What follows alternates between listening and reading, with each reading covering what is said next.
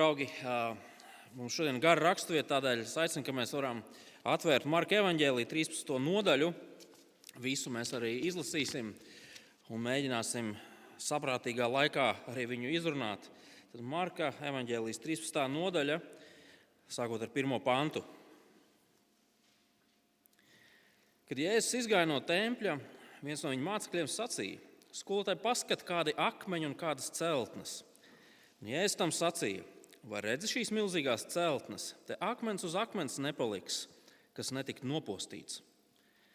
Kad viņš sēdēja Olīvu kalnā pretī templim, Pēters, Jēkabs, Jānis un Andrejs jautāja viņam atsevišķi: saki mums, kad tas notiks un kāda būs zīme, kad tas viss piepildīsies?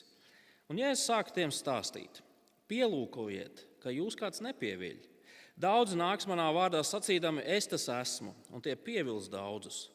Bet ikreiz, kad jūs dzirdēsiet runājumu par kariem un vēstis par kariem, neuztraucieties, jo tam tā jānotiek, bet tas vēl nav gals. Jo tauta celsies pret tautu un valsts pret valsti. Dažvietas būs zemestrīces un bats, tas viss būs dzemdību sāpju sākums. Bet uzmanieties, jo tie jūs nodos tiesās un šaustīs sinagogās, un jūs stāsieties valdnieku un ķēniņu priekšā, lai viņiem liecinātu par mani. Un evaņģēlijam vispirms ir jātiek pasludinātam visās tautās. Kad tie jūs aizvedīs, lai jūs nodotu, neesiet norūpējušies iepriekš par to, ko runāsiet, bet kas jums tajā brīdī tiks dots, to runājiet, jo ne jau jūs esat tie, kas runā, bet Svētais Gars. Brālis brāli nodos nāvei un tēvs bērnu, un bērns atcelsies pret vecākiem un tos nonāvēs. Visi jūs nicinās mana vārda dēļ, bet kas pastāvēs līdz galam, tas tiks izglābts. Bet, kad jūs redzēsiet postīšanas negantību tur, kur tai neklātos būt, kas to lasa, lai saprot, tad tie, kas ir Jūdejā, lai bēg kalnos, kas uz jumta, lai nenokāpj, nedz ieiet savā namā kaut ko paņemt, un kas laukā, lai negriežas atpakaļ paņemt savas drēbes, bet vai grūtniecēm un zīdītajām tajās dienās. Lūdziet Dievu, lai tas nenotiek ziemā, jo tik smagas dienas nav piedzīvotas no Dieva radītās pasaules sākuma līdz pat šim laikam, un tādu arī vairs nebūs. Un ja Kungs šīs dienas nesaīsinātu, neizglābtos neviens dzīvais, bet to izredzēto dēļ, ko viņš izredzējis, viņš tās dienas ir saīsinājis. Ja kāds jums tad sacīs: redzi, te ir Kristus, redzi tur, neticiet, jo viltus kristi un viltus pravieši celsies un rādīs zīmes un brīnums, lai pieviltu, ja tas iespējams arī izredzētos. Bet jūs pielūkojiet, es jums visu esmu iepriekš pateicis. Bet tajās dienās pēc tām bēdām saule aptumšosies un mēnesis nedos savu spožumu, un zvaigznes kritīs no debesīm un debesu spēki tiks satricināti. Un tad tie redzēs cilvēka dēlu nākam padebesī ar lielu varenību un godību. Tad viņš sūtīs savus eņģeļus un sapulcinās vienkopus savus izredzētos no 4 vējiem, no zemes malas līdz debesu malai. Bet mācieties līdzību no vīģes koka. Kad tā zars pilns sulas un raisa lapas, jūs zināt, ka vasara ir tuvu. Tā arī jūs, kad jūs visu šo redzēsiet notiekams, ziniet, viņš ir tuvu pie durvīm. Patiesi es jums saku, šī paudze nezudīs, iekāms tas viss notiks. Debesis un zeme zudīs, bet mani vārdi nezudīs. Bet to dienu vai stundu nezina neviens, ne eņģeļi debesīs, ne dēls, vienīgi tēvs. Pielūkojiet, kas esat nomodā, jo jūs nezināt, kad tas laiks ir klāt. Tāpat arī cilvēks, kas aizceļojot atstāja savu namu un dod saviem kalpiem varu un katram savu darbu un pavēl durvju sargam būt nomodā, tad esiet nomodā. Jūs taču nezināt, kad nama kungs nāks, vai vakarā, vai pusnaktī, vai gaļiem dziedot, vai rīta agrumā, ka pēkšņi nākdams tas neatrod jūs guļam. Bet ko es saku jums? To es saku visiem. Esiet nomodā. Tas ir Kunga vārds šai dienai. Lūksim, lai Kungs arī palīdz mums šo nodaļu saprast. Zied novītīs, zāle nokaltīs, bet tā Kunga vārds paliks mūžiem. Debes Tēvs, mēs Tev pateicamies par Tavu nemainīgo, uzticamo un paliekošo vārdu. Palīdz mums šajā pēcpusdienā šo vārdu pārdomāt. Lūdzam, lai tas izaicina mūs, lai tas stiprina mūs, lai tas vairo mūsu ticību un mūsu dievbijīgo dzīvošanu Kristus vārdā. Āmen. Lasot šo nodaļu, mēs uzreiz redzam, ka Jēzus runā par lietu galu. Ne tikai par tempļa galu, bet mēs nojaušam, ka tur ir vēl kaut kas. Kaut kāds lielāks gals. Un es nezinu, vai jūs piedarat pie tiem cilvēkiem, kuri vēlas zināt nākotni, vai varbūt jūs negribat zināt nākotni. Man liekas, ka no nākotnes zināšanas var būt kaut kāds savs labums. Piemēram, tagad ir jāplāno atvaļinājumu, un ja jūs zināt nākotni, tad ir forši ieplānot atvaļinājumu nevis tad, kad līst, bet tad, kad ir foršs laiks pareizi. Vai te daži no mūsu vidus kārto eksāmenus, eksāmenu laiks ir forši zināt, kādi jautājumi būs, lai varētu sagatavoties tiem eksāmenu jautājumiem. Bet tāpat laikā piekritīsiet, ka zināt nākotni ir baigi biedējoši. Ja nu tur ir kaut kas slikts, kas mani gaida nākotnē, tad es visu atlikušo laiku līdz tam brīdim dzīvošu uztraucies, satraucies. Mēs kā kristieši, protams, zinām, kā visām lietām pienāks gals. Mēs zinām to, ka visām lietām šajā pasaulē reiz pienāks gals. Bet kad tas būs? Kā tas izskatīsies?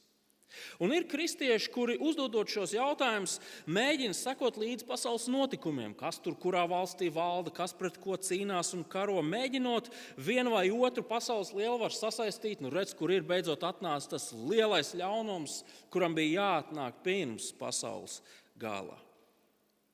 Un ir kristieši, kas ļaujas vismežonīgākajām un trakākajām fantāzijām, domājot par šo pasaules galu. Un tad, protams, ir kristieši, kuri dzīvo šo dzīvi tā, it kā šai pasaulē nekad nebūtu gala. Viņus pārāk neuztrauc tas, kas sagaida šo pasauli un kad tas notiks. Manuprāt, Marka evaņģēlija 13. nodaļa mums neļauj par šo lietu nedomāt. Tā mūs aicina domāt par visu lietu galu. Vienlaikus, kā mēs to redzēsim, šī nodaļa nav sarakstīta, lai mūs mudinātu tagad urķēties un meklēt kaut kādus datumus un gadus un spekulēt par to, kā šis gals varētu izskatīties. Mēs redzam, ka nodaļa sākas ar Jēzu un viņa mācekļiem. Viņi ir izgājuši no tempļa un mācekļi apjūsmo šo templi. Pasties, Jēzu, kas pa celtni, iespaidīga celtne. Un mums ir jāsaprot, ka Jeruzalemes templis jūdiem bija viss. Tā bija vieta, kurā viņu prāt mājoja pats Dievs. Tā bija vieta, uz kurien viņi nāca, lai būtu attiecībās ar Dievu. Tā bija vieta, kas noteica to, kas viņi tādi ir. Tā bija vieta, kur viņi nāca, lai pienes Dievam upurus, lai mācītos par Dievu, centrs visai viņu dzīvei. Lūk, kas viņiem bija templis. Taču mēs redzam 2. pantā, ka Jēzus saka, klau, jūs redzat šo brīnišķīgo celtni, iespaidīgo celtni. Šīs celtnes pēc kāda laika vairs nebūs. Tā tiks nopostīta. Akmens uz akmens pāri nepaliks. Un vienlaikus runājot par tempļa galu, kas patiesībā aizņem lielāko daļu šīs 13. nodaļas, Jēzus vārdos slēpjas kaut kas vēl, kaut kas globālāks. Un mēs esam aicināti ieraudzīt to, ka runājot par tempļa galu, Jēzus patiesībā runā arī par daudz lielāku tiesu, par visas pasaules galu. Tempļa tiesāšana, tempļa nopostīšana ir kā tāda zīme, kas norāda uz visas pasaules tiesāšanu, visas pasaules postu. Un no tāda viedokļa tas, ko mēs tūlīt redzēsim, šis notikums, viņš ir traģisks vēstures notikums. Taču vienlaikus tas arī nopietns brīdinājums katram, kurš klausās. Tas, kas ir noticis ar Jeruzalemes templi, ir kā tāds vēsturisks atgādinājums, kā tāda bilde, kuru mēs varam turēt savu acu priekšā par to, ka Dieva tiesa ir īsta. Ja viņš ir teicis, ka viņš tiesās, lūk, kā izskatās tas, ka viņš tiesā. Un, draugi, Jēzus saviem sekotājiem šajā nodaļā nedod nekādas norādes par beigu laikiem, par kaut kādiem datumiem, par kaut kādiem scenārijiem, par kaut kādiem tur notikumu pavērsieniem, kas varētu liecināt par pasaules galu. Un tādēļ mēs neesam kā kristieši aicināti spekulēt par to, vai tik tagad nav tas īstais laiks, vai tik Putins nav antikrists, vai varbūt tur otra puse okeānam ir antikrists, vai varbūt tas, kas tagad notiek tuvajos austrumos, liecina par to, ka lielā Armagedona kauja tuvojās. Nē. Tā vietā šī raksturvieta, šī nodaļa ir sarakstīta, lai mēs ar jums zinātu, kā dzīvot līdz brīdim, kad gals atnāk, lai kad viņš arī neatnāktu. Un mēs redzēsim, ka Jēzus mudina kristiešus, savus sekotājus, esiet nomodā. Tas ir tas, kas jums ir jādara. Tas ir aicinājums novērsties no lietām, kuras mums, kā cilvēkiem šķietam, var dāvāt drošību un glābiņu. Tas ir aicinājums neļauties un nepaļauties uz to, kas izskatās tāds iespaidīgs, paliekošs. Tas ir aicinājums būt modriem, dzīvojot, sekojot Kristum. Jo beigās svarīgākais jautājums ir par to dienu ir tas, kas ar mums būs, kad Dievs tiesās pasauli. Dievkalpojuma lapiņās es iedrukāju tādu bultiņas vairākas. Tā ir laika skala, visas pasaules vēstures laika skala. Un šajā 13. nodaļā Jēzus runā par tādām lokālākām vietām, kas notiek noteiktā laikā, noteiktā vietā, bet viņš runā arī par lielākām lietām. Un tādēļ mēs, es ceru, varēsim, skatoties šajā nodaļā, redzēt, kur mēs šajā brīdī, kuru no šīm lietām varam ielikt. Un tā raksturvieta iesākās ar to, kā Jēzus ārkārtīgi šokē savus mācekļus. Sacīdams, vai redzi šīs milzīgās celtnes? Te akmens uz akmens nepaliks, kas netiktu nopostīts. Un loģiski, ja mēs būtu Jēzus mācekļi, tad mums būtu normāls jautājums. Jēzu, kad tas viss notiks? Un vai ir kāda zīme, kas norādīs uz to, kad šīs lietas notiks? Un no 5. panta šajā nodaļā Jēzus sāk savu atbildi uz šo mācekļu divdaļīgo jautājumu. Bet Jēzus sāk atbildēt ar to, kā viņš raksturo dzīvi līdz šim notikumam. Kāda tad būs mācekļu, un ne tikai mācekļu dzīve pirms šī gala? Izlasīsim no 5. panta uz priekšu. Un mēs redzam, ka šajos pantos Jēzus raksturo dzīvi salauztā pasaulē, kurā valda naids pret Kristu. Pielūkojiet, ka kāds jūs nepieviļ. Daudzi nāks manā vārdā sacīdami, es tas esmu, un tie pievils daudzus.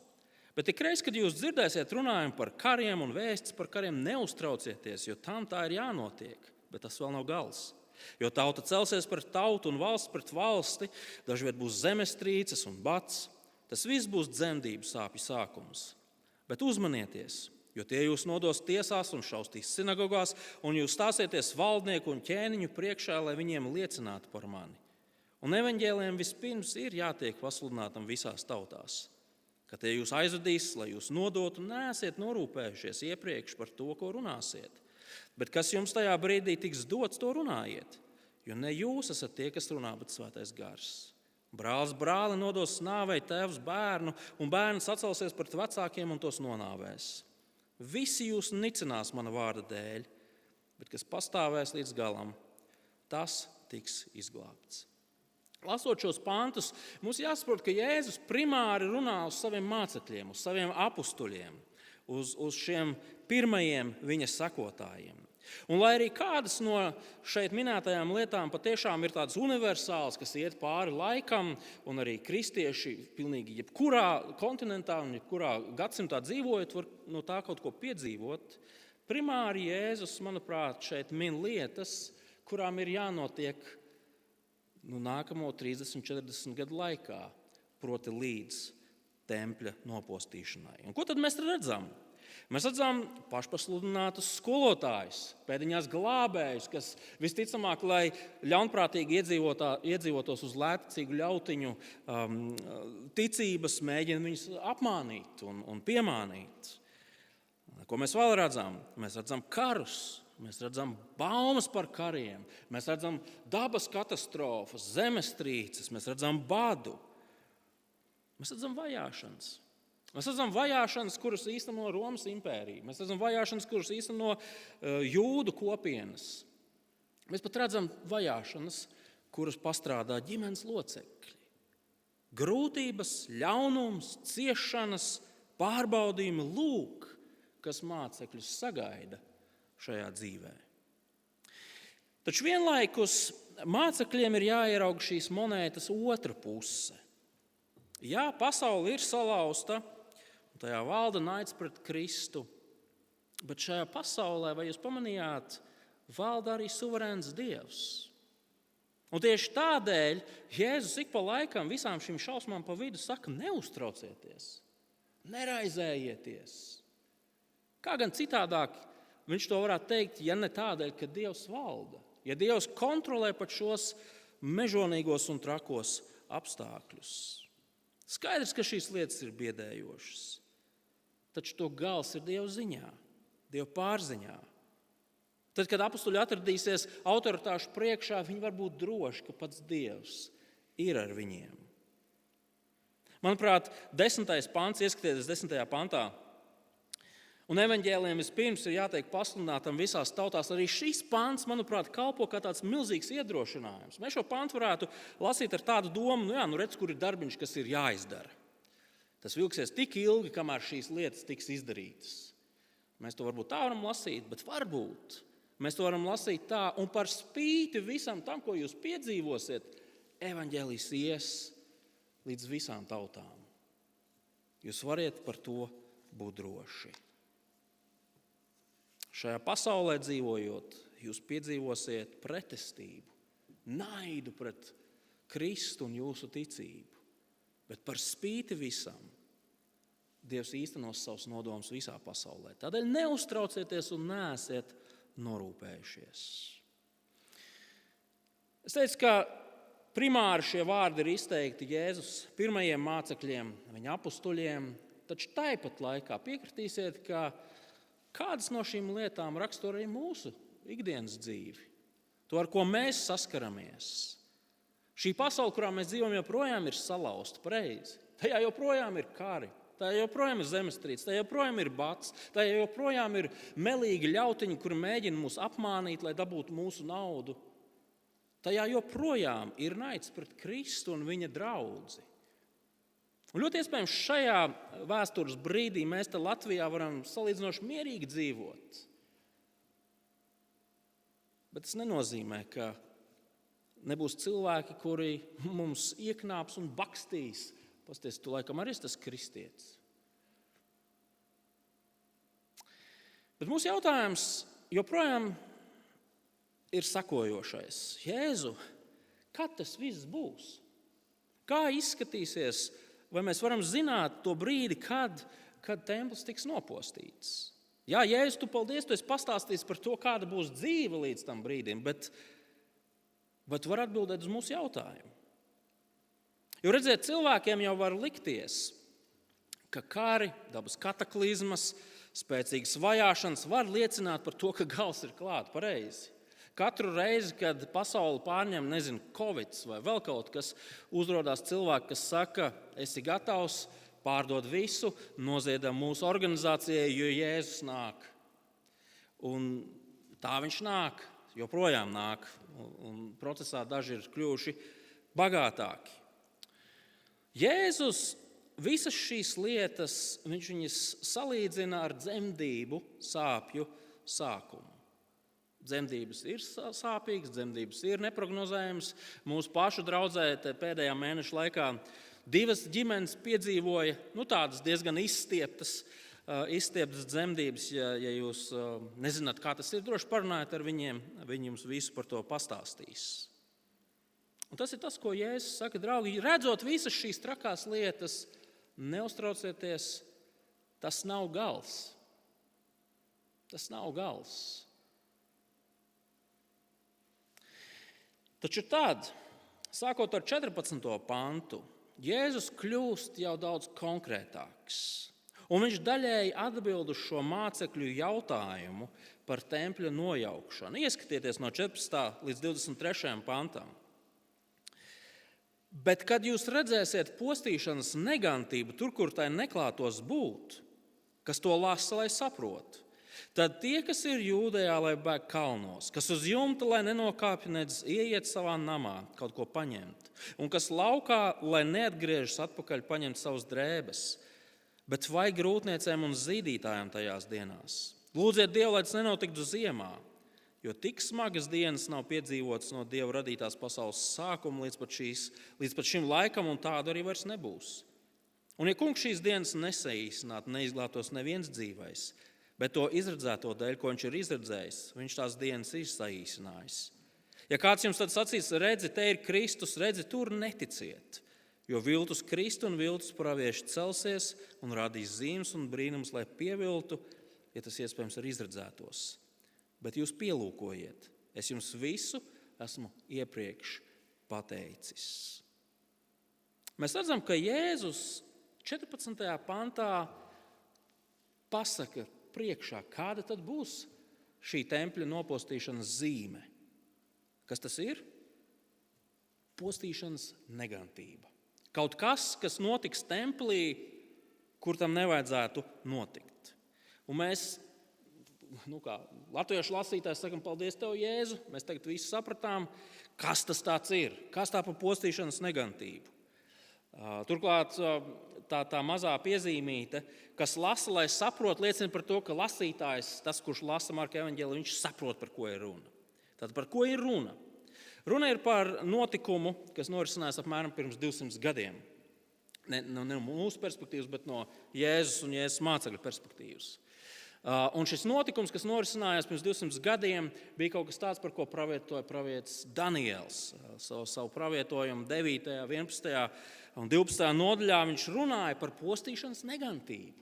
Par kaut ko tādu, kas notiks templī, kaut ko šokējoši, pretīgi, briesmīgu, kas apturēs tempļa dievkalpošanu.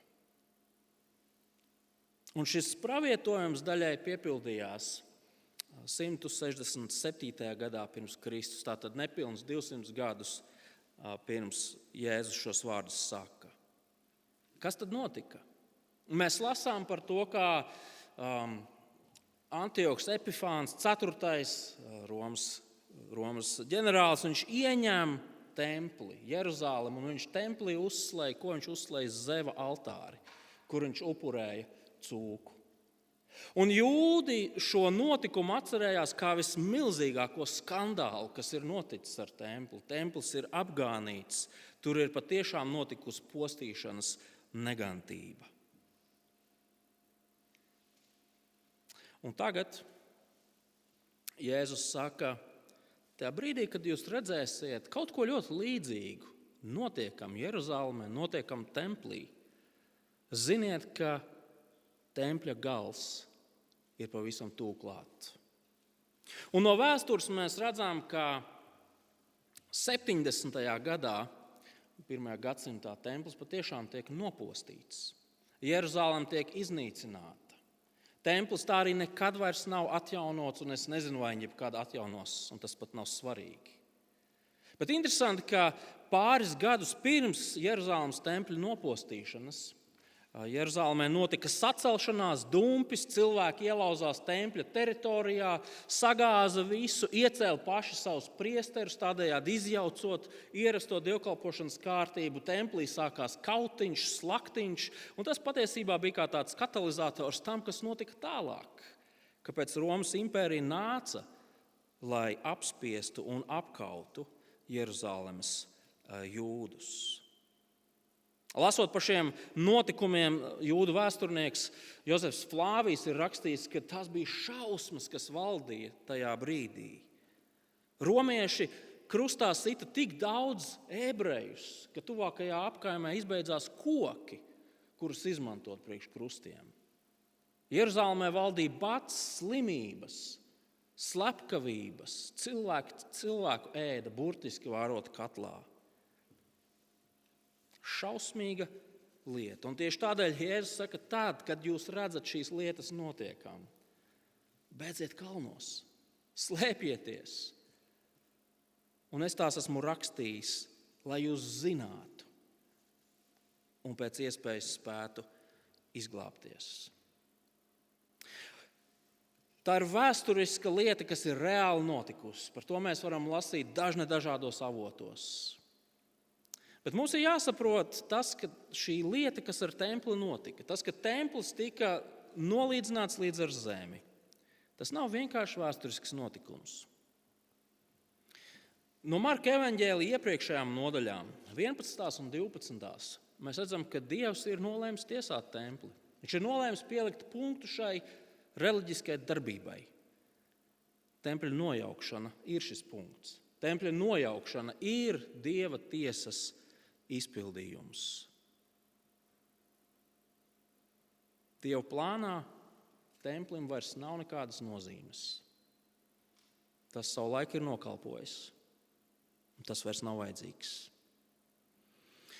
Draugi, un tas mūs noved pie šīs raksturvietas, pie 13. nodaļas tādiem, manuprāt, piņķerīgākajiem vārdiem.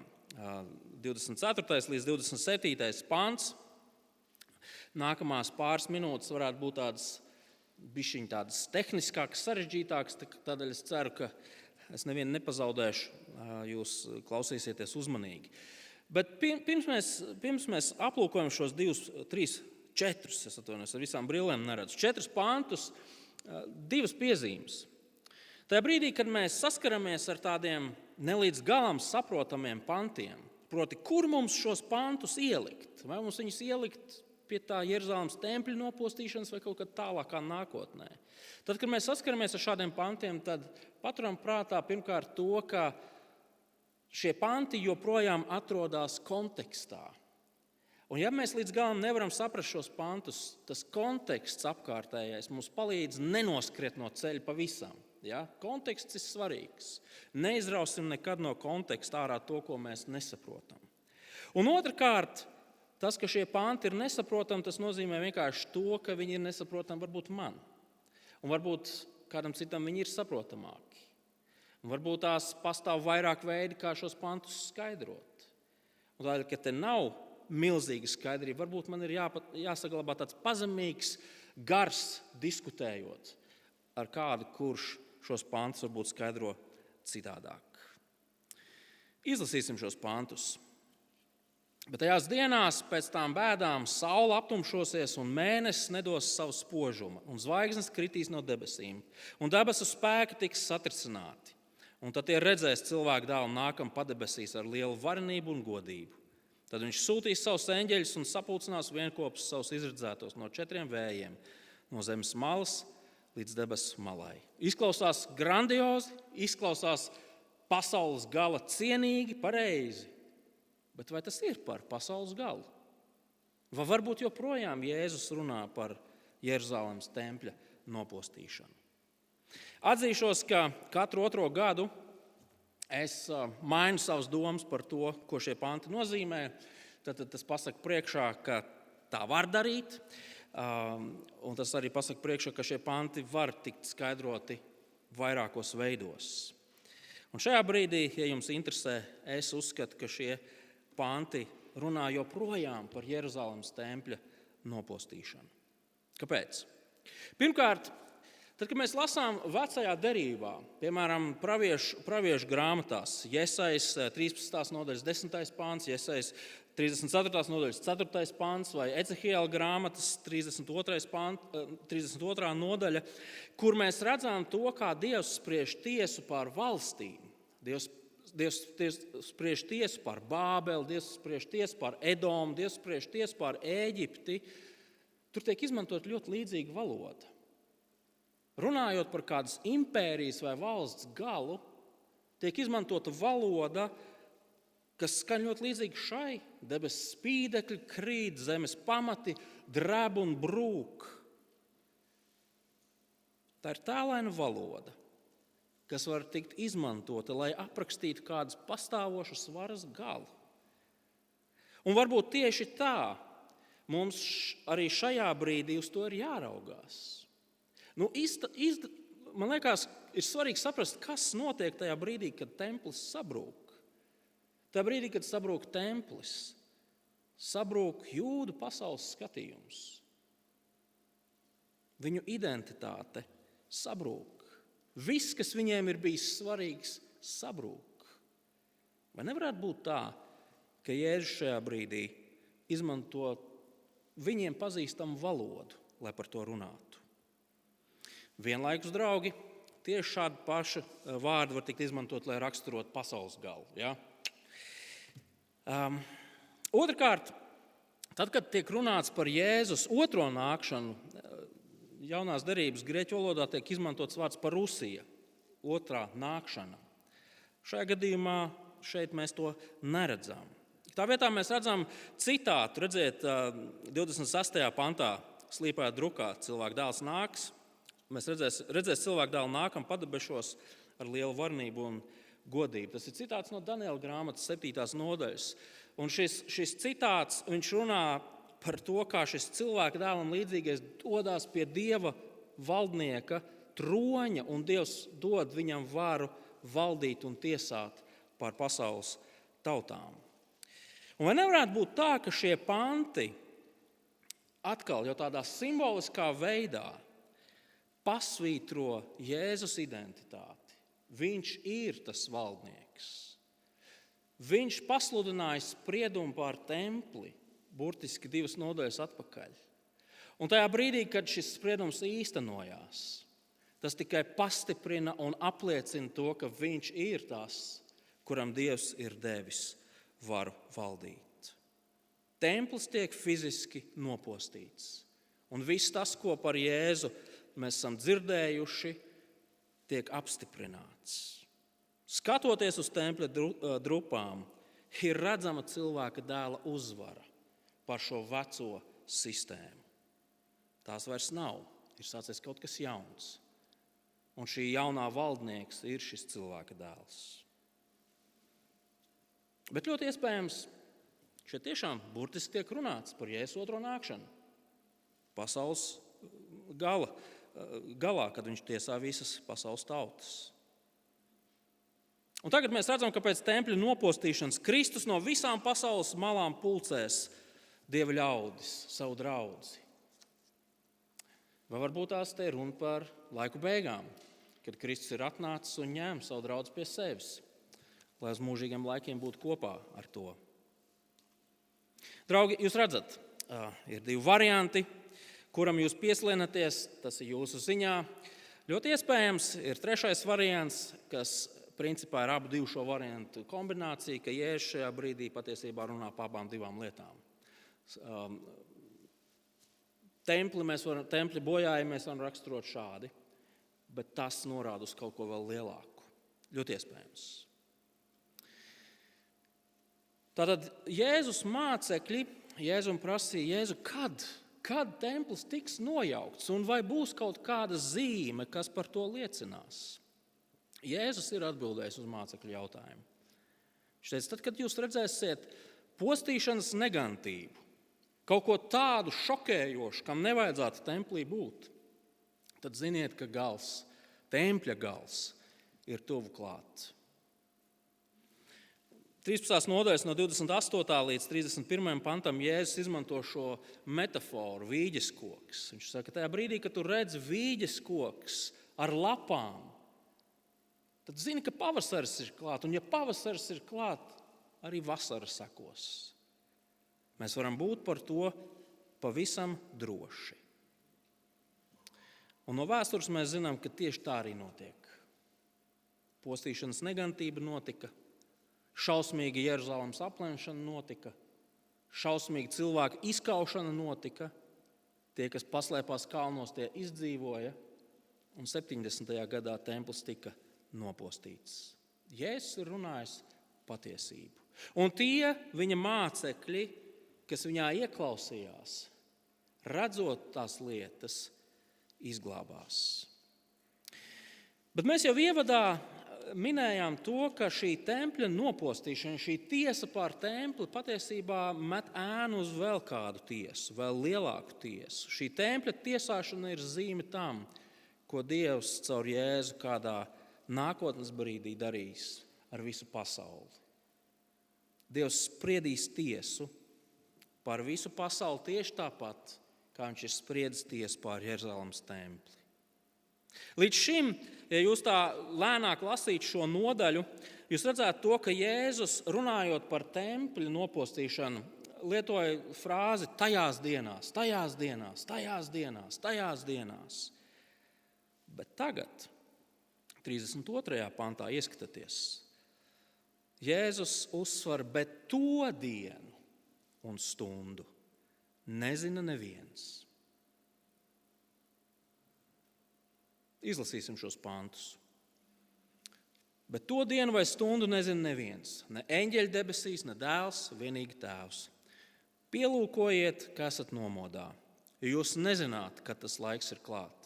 Tāpat arī cilvēks, kas aizceļojot, atstāja savu namu un dod saviem kalpiem varu un katram savu darbu un pavēl durvju sargam būt nomodā, tad nesiet nomodā. Jūs taču nezināt, kad nama kungs nāks, vai vakarā, vai pusnaktī, vai gaļiem dziedot, vai rītā agrumā, ka pēkšņi nākdams tas neatrod jūs guļam. Bet ko es jums saku, to es saku visiem. Esiet nomodā. Grieķu valodā šajā teikumā uzsvars ir uz to dienu un to stundu.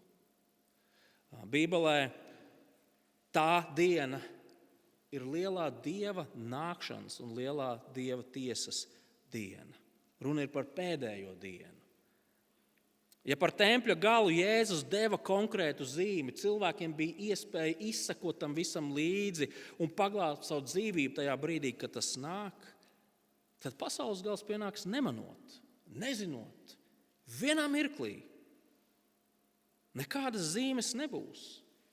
Tādēļ arī nav jēga skatīties panorāmu un pie sienas pildīt kaut kādu kristīgā, pareģojumu kalendāru. Nav jēga. Tas notiks pavisam noteikti, bet tas notiks mums nezināmā brīdī. Jebkurā diennakts laikā tas var notikt. Un tādēļ mēs esam aicināti, kā lasītāji, kas mēs šeit sēžam, uz tempļa nopostīšanu raudzīties nevis uz kā tādu senu notikumu, bet gan uz kaut ko tādu, kas mums aicina mācīties un domāt līdzi. Mācīties par Dieva tiesu. Tā ir reāla, tā ir īsta, tā ir pamatota. Templis netika tiesāts Dieva kaprīzu dēļ, ne, templis tika tiesāts tādēļ, ka gadsimtiem un gadsimtiem ilgi Dievs ar saviem praviešiem jūdus aicināja atgriezieties no saviem grēkiem, atgriezieties pie Dieva. Viņi to nevēlējās. Tempļa tiesāšana bija pamatota un taisnīga. Tempļa tiesāšana bija šausmīga. Šausmīga. Tempļa tiesāšana bija pilnīga, absolūta, neatgriezeniska. Lasot šos notikumus, 13. nodaļā mēs esam aicināti domāt, ka Dieva pēdējā tiesa būs tieši tāda pati. Un tad vienmēr, kad mēs domājam par Dieva tiesu, vienmēr aktuālais jautājums ir tikai viens vienīgs. Vai tad, kad tiesneša tas āmurs kritīs uz tā dēlīša, vai mēs tiksim pasludināti par vainīgiem vai attaisnotiem? Un vienīgais veids, kā mēs varam tikt pasludināti par attaisnotiem, nevainīgiem, ir tāds, ja mūsu vaina ir uzņēmies Kungs Kristus. Ja mēs esam tvērušies pie viņa žēlastības, ja mūsu grēki ir piedoti viņa krusta nāvē, ja Kristus ir uzņēmies un samaksājis par mūsu vainu un sodu, tad mums nav jābaidās no Dieva tiesas dienas. Un tad ir kreisi, kad tiek runāts par Dieva tiesu. Mums ir jāuzdod jautājums, vai es esmu drošībā. Un ja atbilde ir nē, es neesmu drošībā, tad paldies Dievam, ka mēs par to varam lasīt tagad, kamēr vēl ir laiks, lai steigtos pie Dieva, lai meklētu viņa žēlstību, lai meklētu viņa piedošanu.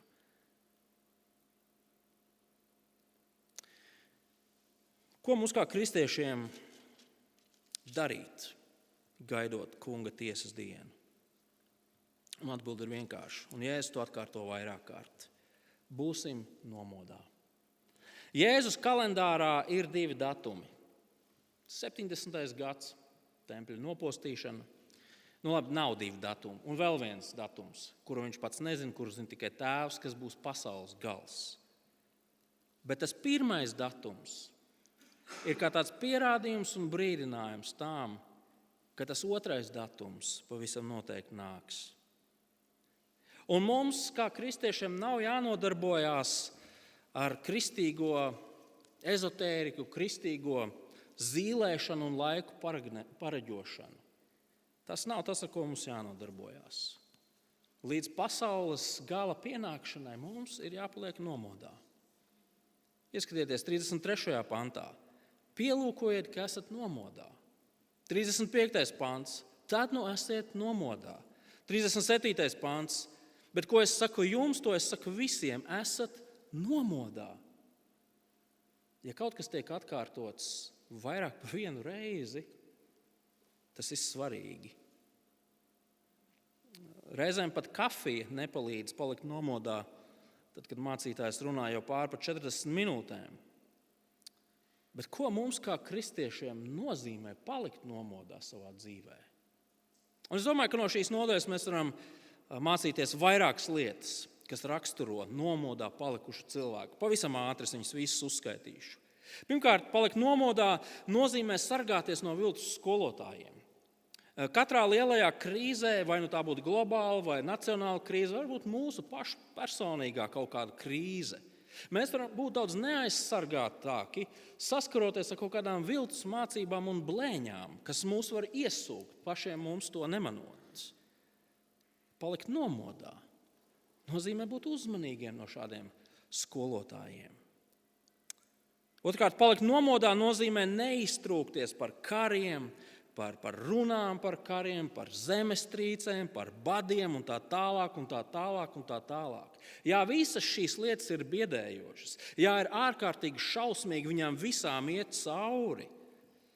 Taču līdzīgi kā ar Jeruzalemes tempļa nopostīšanu, mēs varam būt droši par to, ka tie visi ir Dieva pārziņā. Viņš tās visas zina. Viņš tās visas kontrolē. Un tādēļ tādā dziļākā līmenī mēs varam neuztraukties par to. Treškārt, palikt nomodā nozīmē rēķināties ar vajāšanām un grūtībām. Tas ir normāli. Mācekļi saskārās ar vajāšanām no dažādām autoritātēm, viņi saskārās ar vajāšanām no pašu ģimenes locekļiem. Šausmīgi vārdi, vai ne? Bērni ienīdīs vecākus, vecāki ienīdīs bērnus, brālis pret brāli, tie ir šausmīgi vārdi. Bet tā ir realitāte. Ceturtkārt, palikt nomodā nozīmē atcerēties to, ka Dievs ir suverēns. Un lai arī mēs dzīvojam salauztā pasaulē, Viņš valda pār šo salauzto un naidīgo pasauli. Draugi, mēs varam būt ārkārtīgi nedroši par to, kas vispār rītdien notiks pareizi. Reizēm es nedaru to katru dienu, bet no rīta atverot telefonā ziņas, tu tā kā ar drabošu pirkstu lasi, kas vēl ir uzspridzināts pasaulē. Bet Dievs ir drošības Dievs. Viņš ir drošības garants. Viņš mūs visus ved pretī drošam un stabilam galamērķim. Un visbeidzot, palikt nomodā nozīmē saglabāt uzticību kungam Jēzum, kurš nāks. Viņš mūs ir izglābis, viņš mūs ir solījis, ka viņš mūs aizvedīs uz savām debesu mājām, tad būsim uzticīgi viņam. Un savu uzticību mēs viņam vislabāk demonstrējam, kad mēs darām to, ko viņš ļoti skaidri pateicis savā vārdā. Tad, kad mēs dzīvojam kā viņa ļaudis. Tad, brāļi un māsas, nemeklēsim zīmes, neskatīsimies uz Putiniem un Trumpiem, neskatīsimies uz tuvajiem austrumiem vai vēl kaut kur, neļausimies visādām spekulācijām. Bet tā vietā būsim nomodā, turoties pie tā, ko Dievs ļoti skaidri ir atklājis savā vārdā un aktīvi izdzīvojot savu ticību, mūsu ticības paklausību. Esot pilnā paļāvībā uz to, ka Dievs visu kontrolē un Dievs visas lietas mūs tai skaitā aizvedīs līdz galamērķim. Viņš būs kopā ar saviem ļaudīm, kad tie dzīvos savam kungam un darīs viņu zinām apkārtējai pasaulē. Paliksim nomodā gaidot pasaules galu. Lūksim. Debes Tēvs, patiesi mēs esam Tev pateicīgi par to, ka Tavs vārds ir skaidrs, tas ir saprotams, tas mums māca ne tikai par to, uz kurien ved pasaules notikumi, bet tas mums arī atklāja glābšanas vēsti. Mēs tajā lasām ne tikai par to, ka būs pēdējā tiesa, bet mēs varam mācīties arī par to, kā no šīs tiesas izbēgt un būt attaisnotiem. Debes Tēvs, tādēļ mēs lūdzām, Kungs, palīdz mums šajā pasaulē dzīvojot, nebūt kā tādiem spekulantiem, kas tērē laiku, domājot par pasaules galu, meklējot un skaitļojot, ka tas notiks, bet vienlaikus palīdz mums nebūt vienaldzīgajiem. Tā ir kā uz mums tas vispār neattiektos. Tās tā vietā palīdz mums būt uzticīgiem, nomodā esošiem Taviem ļaudīm, ka šajā pasaulē dzīvo ar paļāvību uz Tevi, ka šajā pasaulē dzīvo skaidrs zinot patiesību, ka šajā pasaulē dzīvo par patiesību stāstot citiem, ka šajā pasaulē dzīvo demonstrējot uzticību Tev, mūsu kungam un valdniekam. Tās mēs lūdzam palīdzi mums tā dzīvot Kristus vārdā. Amen.